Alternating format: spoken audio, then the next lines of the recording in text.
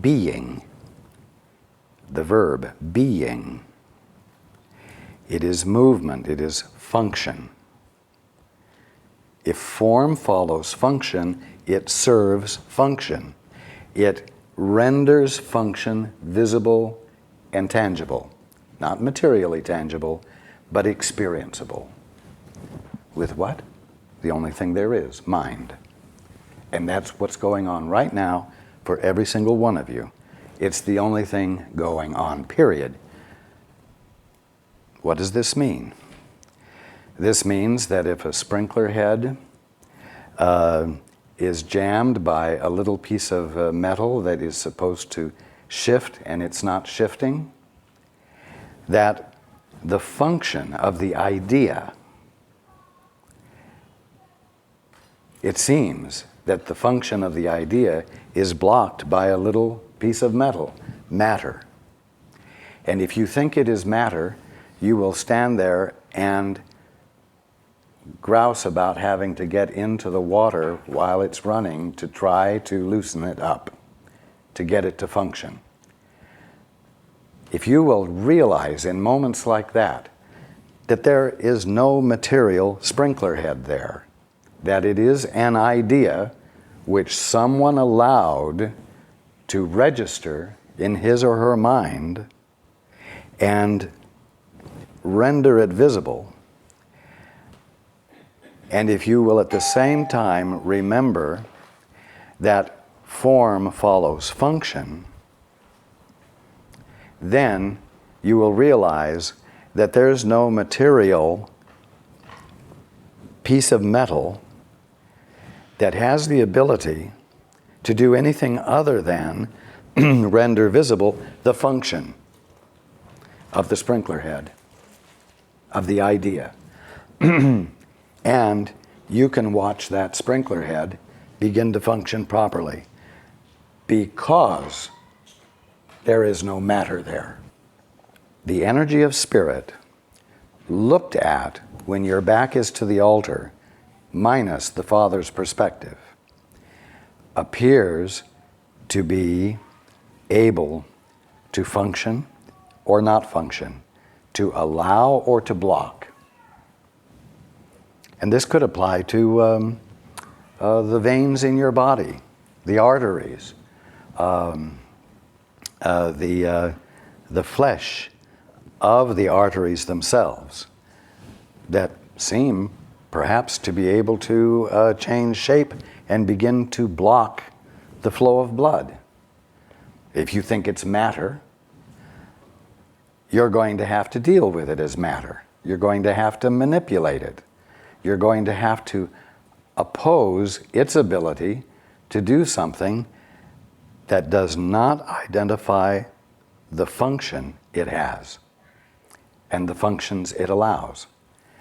But the moment you are willing to challenge that and recognize, at least as an idea, that there's no matter to it, and that what you see is simply the visibility of the movement of an idea which God is being at that moment, you then will release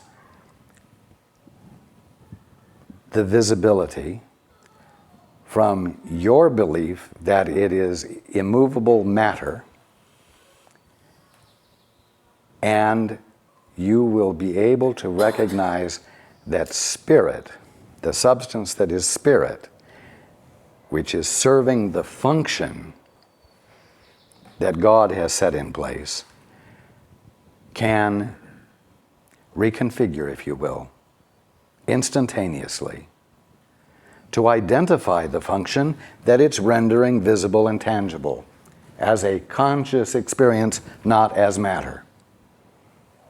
You really need to enjoy the opportunities you have daily for reassessing anything that you think of as matter and challenge it with the idea, if nothing less, that if it appears to be matter, it must be pure spirit.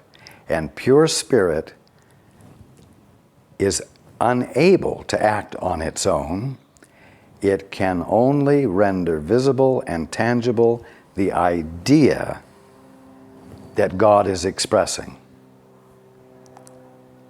This is very important. There is another aspect I will go into, and that is that when we speak of energy, like light from the sun, or energy like electricity, you cannot say that electricity is the energy of spirit. It is a modified experience of spirit, and it is a material experience of it. And the way you can know is that it has polarities. Spirit is not polarized. The energy of spirit, which is love, is purely single. It therefore does not have the capacity to kill. The energy of the sun, light, can seem to damage your skin. And after all of these centuries of everyone thriving under the sun, wearing no clothes whatsoever, now suddenly the sun can cause cancer. Interesting shift of belief. And everybody buys into it. This energy that can seem to cause cancer and damage things is not the energy of spirit. It's not the energy of love that is light. And you need to be clear on that. Whatever has polarities is something you are seeing independent of the Father. It is the way you are perceiving the only energy there is when your back is to the altar. And absolutely everything you see with your back to the altar will be polarized. And why will it be polarized? It will be polarized because you're attempting to do something impossible, and you're believing that you're succeeding at it. And so you are in error. And that error will be reflected in absolutely every part of creation that you're experiencing. It is like putting on a pair of polarized glasses. It doesn't change anything you're looking at, but it causes you to perceive everything different from what it is. So, again, I encourage you all to have fun consciously approaching everything that you run into with the remembrance that there's not a bit of matter there. And because there's not a bit of matter there, what you're seeing is incapable of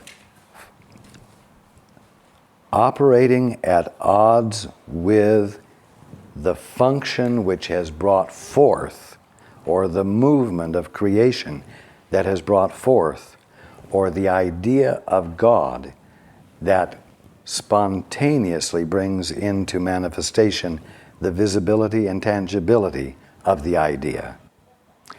And therefore, this so-called material universe isn't a material universe, and you cannot possibly be in bondage to it. Form, remember this, form follows function.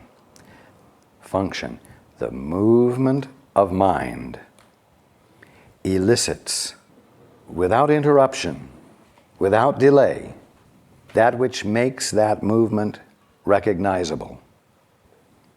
Visibility and tangibility. And the only thing the visibility and tangibility can do is identify the movement of creation, the movement and presence of God. Form never ends up being independent from that which it is identifying. And the definition of matter is something which is independent of its source, of its creation. A statue, carved 200 years ago, you go and look at today and experience as an object in its own right. And the one who carved it is irrelevant. You see. But that's not the nature of creation. That which authors all that is always authoring it. Creation is current. And creation, in every single moment, being inseparable from its source, has only one thing it can do: render visible and tangible or experienceable that source now. Why am I harping on this? Because you need to become free of your bondage to what you think form is, so that a sprinkler head returns to its function immediately without repair, so that a heart straining at circulating the blood in your body can return instantly to identifying the idea of which it is the visibility and tangibility, the function that it is rendering visible, a function that is a current idea in the mind of God, and which is incapable of actually becoming embodied as something that has polarities. That's something that can work or not work, that can work well or work poorly, that can, if it works well, allow you to survive, and if it works poorly, kill you. You see?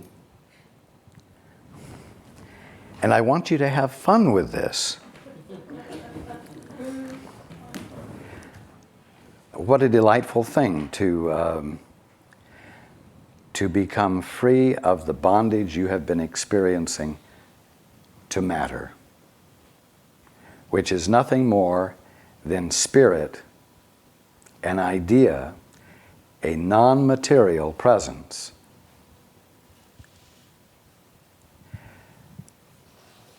That you have chosen to look at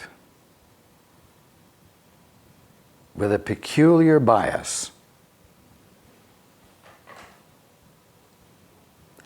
that then keeps you bound. This is part of your emerging freedom. This is part of waking up. Yes. What I'm hearing you say today is there's some light bulbs going off here. That there is I hope they're going on. You're right. It not just applies to our alive body, but this applies to inanimate objects too, because there is no such thing as an inanimate object. There's no such thing as an object that isn't energy. Right, what you're saying, so that if we look at it, really look at it the way we're supposed to be looking at it, it's making itself new then. That Absolutely. Allows for that. So there is no such thing as deterioration. That is correct.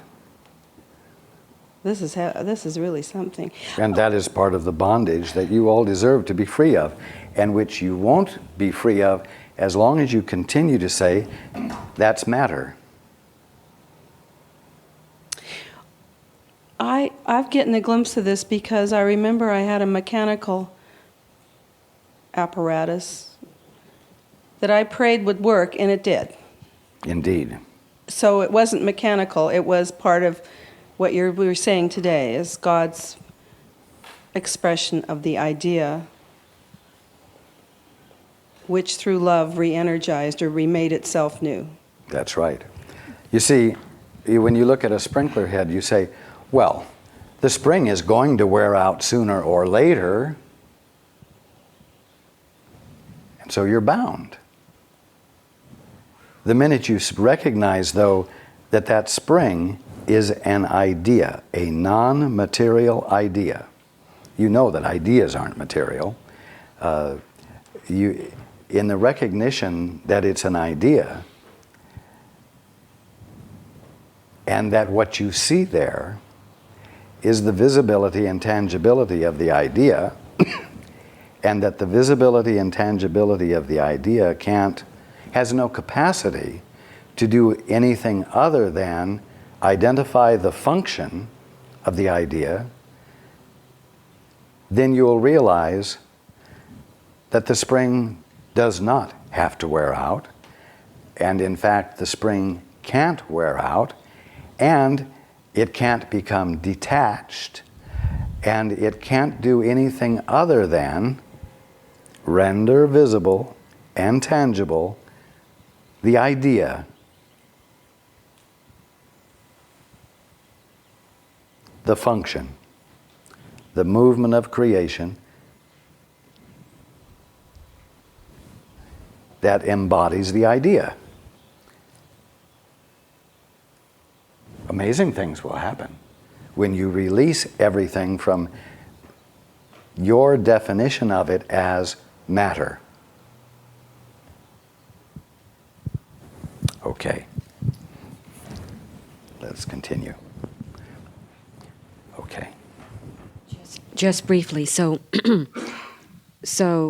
this means a change perception is where the miracle is. That is what the miracle is all about, a change perception in a sprinkler head. Exactly. No, not a change of perception in the sprinkler head, but in the observer of the sprinkler head. Yes, indeed. So nothing will ever wear out again. This.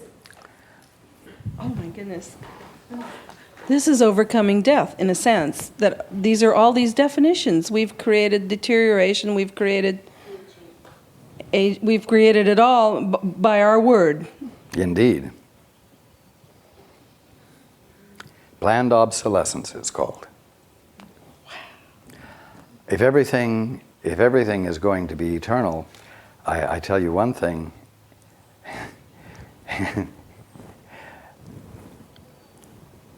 And if everything is going to have to be somewhere eternally, you will not fill the universe with junk anymore. And when something is made, it will be an ultimate thing that you will be happy with always, and not need to replace with something more stimulating than the last thing to keep you alive and happy with life, you see. Resurrecting everything is going to be more fun. Uncovering everything that is real is going to be fun, and let's let it begin now. Today. Not a year from now, not a week from now. Go out of here today, or before you leave here today. Question everything you're looking at, because you think everything is material, whether it's the roses or the glass or the fabric that your pants is made of. You think it's matter, and you've been taught what matter is. Well, now it's time for re-education. It's time for redefinition. Does the glass have scratches in it? It appears to, but that is not part of the function or intent of the glass tabletop. So that cannot be the truth. And because it is not matter, and because the only thing it can do is identify its purpose or its function perfectly, and what you are experiencing as a piece of glass has no capacity to do otherwise, nor reason to do anything otherwise, you can expect to see the scratches disappear. And it doesn't matter if they don't disappear the first time you do this.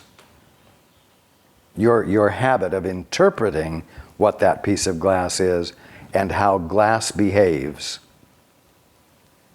is well seated, there's a deep groove in your mind. It's a habit.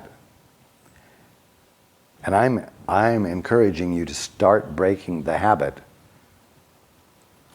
And the more you can look at a thing and say, that's not matter, that's spirit.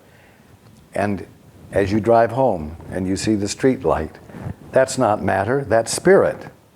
That's an idea.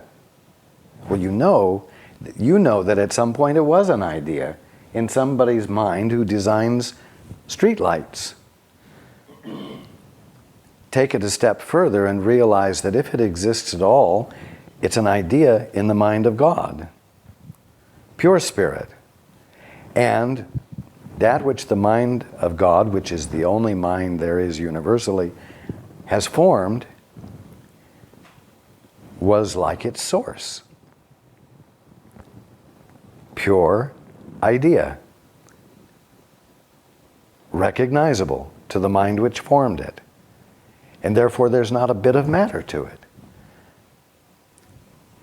If you engage in this often during your day, it will begin, if not to create a new groove quickly, to weaken the resolve you have in your mind as far as your sureness that you know what everything is. And it will begin to undo the confidence that you have that it's all matter. None of it is matter. Yes. Yesterday I took apart an old Volkswagen engine in hopes of fixing it quickly, only to find that just about every part inside that engine is junk. So I'm going to go home and stop working on it. I think I'm just going to sit with it and just let it lie there, and I'll continue to sit with it, probably knowing me, and it will probably continue to lie there scattered all over the table. Well, you will find that a time will come when you'll have to go out and buy new parts because you just can't continue to have it spread out on the table. I'm telling you how to begin to break the habit. I'm not saying that you cannot have instantaneous healing of that engine. I didn't mean to imply that. I'm just adding a bit of but brevity here. I am adding a clarification here because as you proceed to undo the dream you have created, you're still going to have to be practical and see that the human need is met until the transformation, the miracle, the sudden shift of perception occurs more spontaneously and more frequently. And you will thank your lucky stars that the idea is still valid because you can go and find another part that is an expression of that same idea. Exactly. I think that I have a better attitude Yes. about the whole thing. Indeed. Indeed. And it's not so much an unsurmountable chore to me right now, Yes. having heard you. Good. Yes. Because you should enjoy this process. Exactly. That what kicked in my response to speak on the mic right now was over your statement. I want you to enjoy yourselves. Yes. Until letting go and letting what I've heard you say many times before, what is real in each and everything, Yes. just simply be. Yeah. Indeed. Thank you. You're welcome. No, we must continue.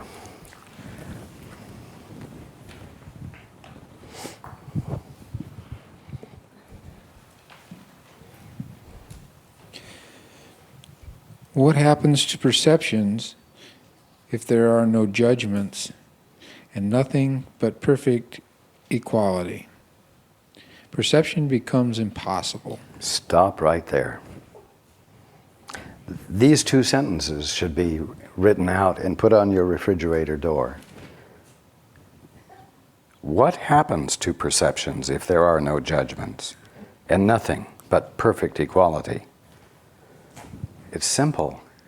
Perception becomes impossible.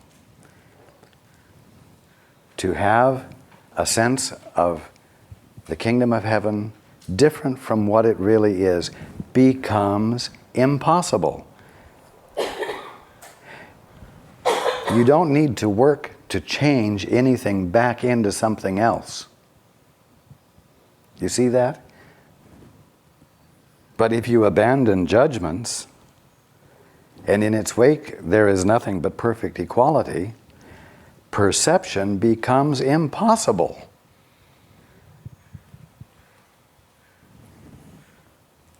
Continue.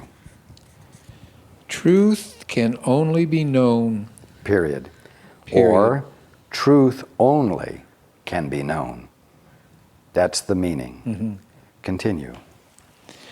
All of it is equally true, and knowing any part of it is to know all of it. Only perception involves partial awareness. Partial knowledge is impossible.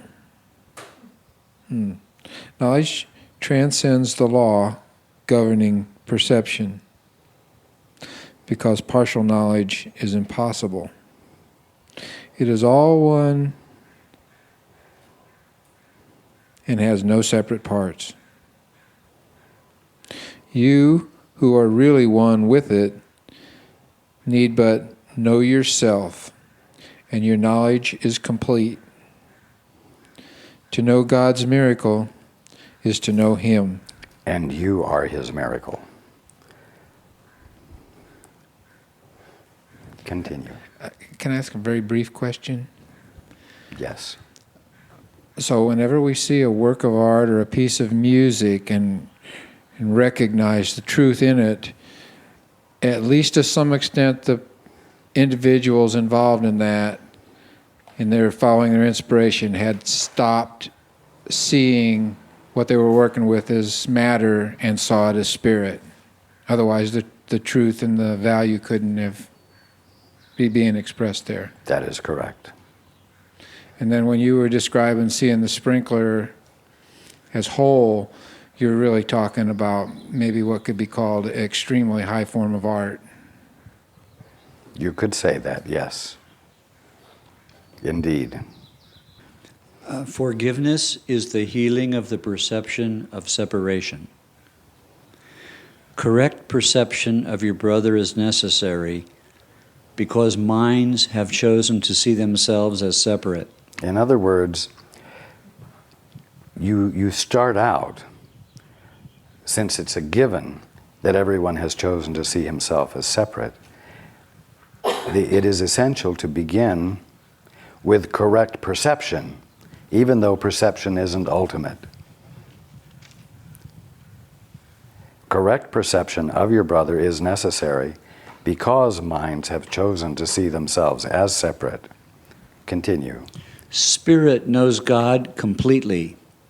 That is its miraculous power.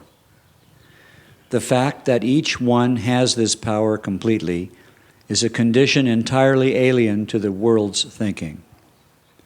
The world believes that if anyone has everything, there is nothing left. That's because they think everything is matter. Continue.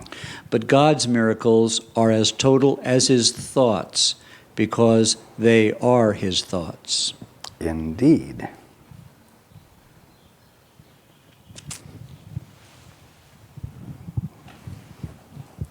As long as perception lasts, prayer has a place. Since perception rests on lack, those who perceive have not totally accepted the atonement and given themselves over to truth. Oh, there it is again. Given themselves over to truth. Yielding to truth, abandoning self-made authority, imagined self-made authority. Oh, becoming a puppet of God. Oh. Since perception rests on lack, those who perceive have not totally accepted the atonement and given themselves over to truth. There's the forgiveness. How about giving yourself, giving your present sense, separated sense of yourself, over to God so that it might be replaced with the truth about you? That's the ultimate exchange, isn't it? That you would abandon your definition of yourself and all the rights you think it has and all the power and all the potential for success that you think it has, and giving it up for the Father's perspective about you. Giving it up for the purpose of glorifying God rather than yourself, for the purpose of letting God be all there is of you, because that's all there ever has been of you. Continue. Perception is based on a separated state, so that anyone who perceives at all needs healing. Yes. Anyone who perceives at all is in need of healing. Every single one of you are in need of healing. Does that make you awful? No. But hey, it means that there are glorious things for you to discover that you're missing out on. So forget about being down on yourself because you need healing, because you're in a state of ignorance, and let your curiosity lead you to the discovery of what's true about yourself. Let it lead you to the acknowledgement that the streetlight is all spirit, not matter.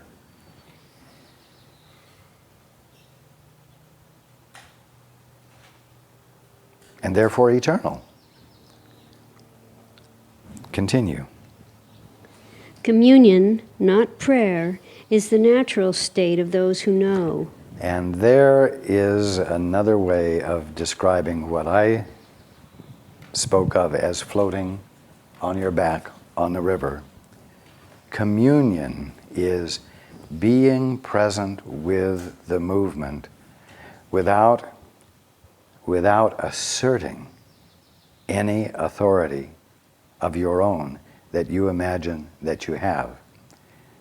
Communion is an innocent allowing of yourself to be present with and in no way separate from God. Continue. God and His miracle are inseparable. And again, remember that you have been described as His miracle. Continue. How beautiful indeed are the thoughts of God who live in His light. Oh, you're a thought of God. And how beautiful indeed are the thoughts of God who live in His light rather than in the darkness of your own imagined private authority and ability to succeed at overcoming the duality and the conflict that you've created by turning your back on the altar without having to turn your face toward the altar. Continue. Your worth is beyond perception because it is beyond doubt. Do not perceive yourself in different lights. Know yourself in the one light where the miracle that is you is perfectly clear. Wow, how inspiring. How wonderful. And you've all gotten the point. And I think you've gotten it without a sense of labor, and you will be able to leave today challenging the materiality of your world with delight rather than awful seriousness. I know I'm beginning to sound repetitious, but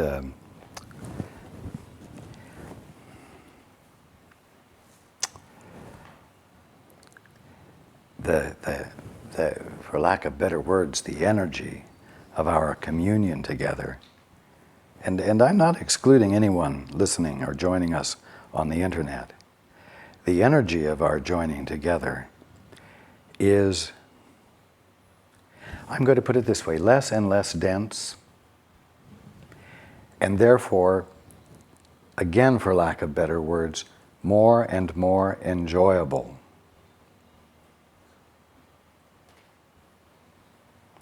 And although it is impossible for me to feel bad,